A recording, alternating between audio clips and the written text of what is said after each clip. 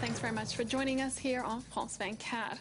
Hello and welcome to the Week in the Americas. And we start this hour with that breaking news coming out of Chile. The rescue tunnel has now reached the 33 men who've been trapped underground since the 5th of August. These pictures coming in live as we speak. To Russia now, where less than 2 weeks after authorities lifted the state of emergency, wildfires have flared up once again. And that's all we have time for now. We'll be back in just 20 minutes. Do stay with us.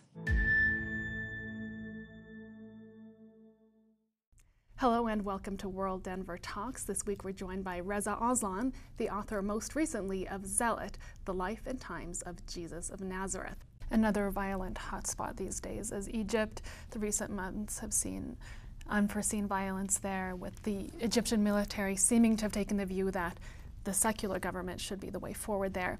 Did the brief experiment with having Islamists in power in Egypt, is that a failure? Islamism comes in many stripes, and it's been quite successful in other places. Would you say that Turkey is sort of the way forward, where you have if not an Islamist party, certainly an Islamist-based party that's working within the confines of a strong secular system? It's certainly the most successful. Our correspondent Mary MacCarthy has more from the courthouse in Colorado. Mary. That's right, Elaine. It was an emotional day of testimony from police officers who described the horrific scene that greeted them when they arrived at the Aurora movie theater just minutes after the shooting began. Leaving court after recounting the events following the shooting, veteran police officers broke down on the stand, one while describing finding the body of a 7-year-old girl. Victims and family members were at the start of this week-long preliminary hearing, including Sam Soudani, whose 23-year-old daughter Farah was critically injured in the shooting. This was Soudani's first time in court to see James Holmes in person. Trash. I mean, honestly, you sit there, you look at a person, and when you see there is no more humanity left anymore, you don't look at him as a person. You really don't. I took a glimpse at him there. I don't feel hate or anger toward him. I just don't feel anything toward him. Holmes faces 166 charges in connection with the massacre inside this movie theater in Aurora, which left 12 people dead and 58 wounded. Now, Elaine, the most interesting testimony that came out of the hearing today was from the 2 police officers who arrested James Holmes right there in the theater parking lot. They described him as showing absolutely no resistance, as being detached and relaxed.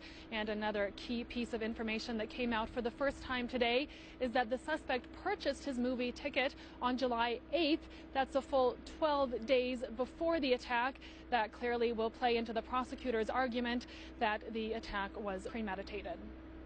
All right, Mary MacCarthy reporting live from Aurora, Colorado. A week since the U.S. state of Colorado opened up the nation's first retail marijuana market, where anyone over the age of 21 can buy pot.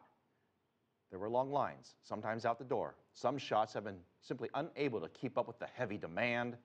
Mary MacCarthy went there and has the latest from Denver.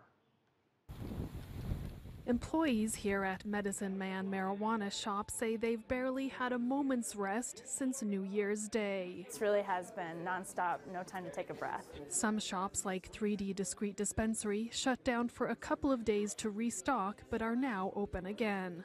Meanwhile, one of the biggest issues the industry is facing is banking. Since marijuana is still banned under U.S. federal law, most pot shops can't officially get bank accounts. That means they're dealing with what many would consider to be dangerous amounts of cash.